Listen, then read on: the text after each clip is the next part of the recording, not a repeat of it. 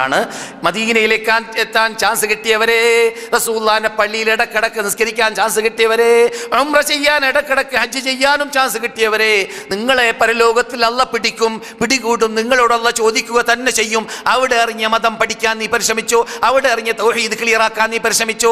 അവിടെ ഇറങ്ങിയ വിശ്വാസവും ആദർശവും നന്നായി ഉൾക്കൊള്ളാൻ നീ പരിശ്രമിച്ചോ? ആ ചാൻസ് നിന്റെ വിസയിലൂടെ നീ എന്തുകൊണ്ട് പരിശ്രമിച്ചില്ല, നേടിയില്ല എന്നും. അതുപോലെ മുസ്ലിമായി ജീവിക്കാൻ ചാൻസ് കിട്ടുന്നതായ ഏത് സീഡികൾ, ഏത് കേസറ്റുകൾ, ഏത് പ്രസംഗങ്ങൾ, ഏത് അന്തരീക്ഷങ്ങൾ ലഭിക്കുന്നവർ, എൻ്റെ ശബ്ദം കേൾക്കുന്നതായ സഹോദര സഹോദരിമാരിൽ അത് നെറ്റിലൂടെയാവട്ടെ, അതുപോലെ തന്നെ മൊബൈലിലൂടെയാവട്ടെ, ഏത് രൂപത്തിലായിരുന്നാലും അവരെല്ലാം മനസ്സിലാക്കണം എന്ത്? റബ്ബിൻ്റെ ചോദ്യം എല്ലാവരോടും പരലോകത്തിൽ വരും.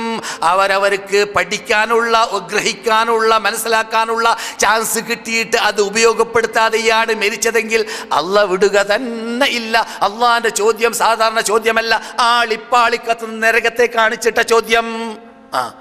كلا سوف تعلمون ثم كلا سوف تعلمون كلا لو تعلمون علم اليقين حق اليقين عين اليقين നേർക്ക് നേരെ സാക്ഷികളാവലാണ് നരകത്തിനെ.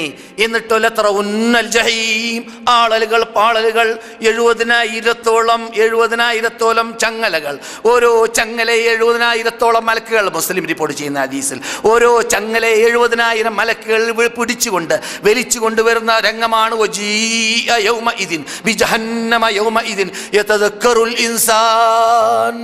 നരകത്തിന്റെ ആളലുകൾ പാളലുകൾ കാണുമ്പോൾ മനുഷ്യൻ ചിന്തിക്കുന്നു, ഓ നിസ്കരിച്ചില്ലല്ലോ, ഓ അള്ളാഹിനെ മാത്രം ഞാൻ വിളിച്ച് പ്രാർത്ഥിച്ചില്ലല്ലോ, ഞാൻ അള്ളാഹു അല്ലാത്തവർക്ക് നേർച്ചയാക്കി പോയല്ലോ, ഞാൻ അള്ളാഹിന്റെ വിധിവിലക്കുകൾ നടപ്പാക്കിയില്ലല്ലോ, ഞാൻ വ്യഭിചരിച്ചല്ലോ, കള്ളു കുടിച്ചു പോയല്ലോ, ഇനി ഒന്നുകൂടി മടങ്ങി കിട്ടിയാൽ എന്നൊക്കെ അവിടുന്ന് യതദക്കറുൽ ഇൻസാൻ അള്ളാഹ് ചോദിക്കുന്നു. അവിടുന്ന് ചിന്തിച്ചിട്ട് എന്തടോ ഫലം, അവിടുന്ന് ഖേദിച്ചിട്ട് എന്തടോ ഫലം. അങ്ങനെയുള്ള രംഗത്തിൽ നിങ്ങൾക്ക് തന്ന വിസയെക്കുറിച്ചും, നിങ്ങൾക്ക് തന്ന ആരോഗ്യത്തെക്കുറിച്ചും, നിങ്ങൾക്ക് തന്ന അന്തരീക്ഷത്തെക്കുറിച്ചും, ചുറ്റുപാടിനെ കുറിച്ചും, അനുഗ്രഹങ്ങളെക്കുറിച്ചും പരലോകത്തിൽ ചോദിക്കുക തന്നെ ചെയ്യുമെന്ന് അല്ലാഹ്